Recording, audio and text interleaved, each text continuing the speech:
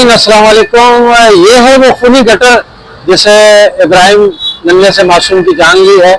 इस गटर का बेचारे का कसूर नहीं है, ना उस दक्कन चोर का कसूर है। ये असल में इंतजामी गफलत है। इंतजामी गफलत के लिए मेयर कराची साहब ने माफ़ी तो मांगी है, लेकिन अवाम ये कहती है कि माफ़ी नहीं, इसके लिए आपको इस्तीफा देना पड़ेगा। क्योंकि हमारे यहाँ कहावत है कि एक इंसान की जान बचाना पूरी इंसानियत की जान बचाने के मुतरादिफ है। इसी तरीके से एक जान का ज़या होना गफलत की वजह से पूरी इंसानियत का कत्ल है। दरअसल ये कत्ल है और इस गटर को बरसाती नाला कहा जाता था। यहाँ मेरे ख्याल में 1 महीने से बारिश नहीं हुई है कराची में, और ये पानी ऐसे रवा दवा है जैसे कोई जो है वो नदी नाला या समंदर या दरिया का मंजर पेश कर रहा है। तो मेरी हुकूमत से, मैं किस हुकूमत से ये बात करूँ, ज़िले इंतज़ामिया से, मकामी इंतज़ामिया से, या फिर जो है सिंध हुकूमत से। मेरा कैमरामैन ये भी दिखाएगा कि आज इस सड़क पर जो पानी जमा है, कोई यहाँ पर मकामी या इंतज़ामी या कोई ट्रैफिक वार्डन या कोई भी किसी किस्म का कोई पुलिस एहलकार भी नहीं है जो इस ट्रैफिक की रवानी दवानी में जो है वो अपना किरदार अदा कर सके।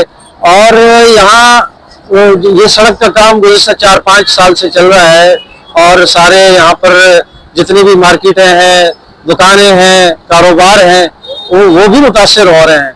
लेकिन अफसोस की बात यह है कि वो माँ जो है वो किसका गिरेबान पकड़े।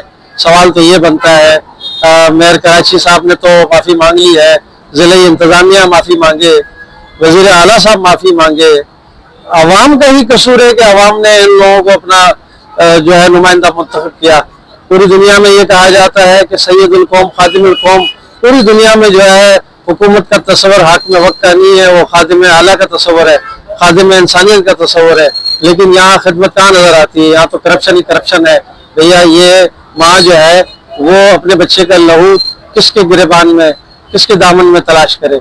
मैं ज़िले इंतज़ामिया से, मैं हुकूमत से, अरबाब इख्तियार से, अरबाब इक़्तिदार से गुजारिश करूँगा कि पाक अफवाज ने दीगर तो बहुत सारे ऑपरेशन कर ली है, यानी अवाम के उन दुश्मनों को जो मुल्क से बाहर दाखिल होते हैं, ये मुल्क के अंदर जो दुश्मन हैं जो अवाम का खून चूस रहे हैं, उनके ऊपर ऑपरेशन कब होगा?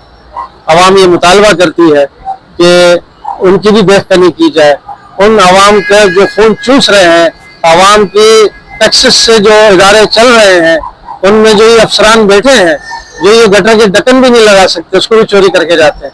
हम लकीर नहीं पीटने के लिए यहाँ पर आए हैं, हम ये बात शुरू से करते हुए आ रहे हैं कि भाई आखिर जिम्मेदार कौन है इन सब चीज़ों का।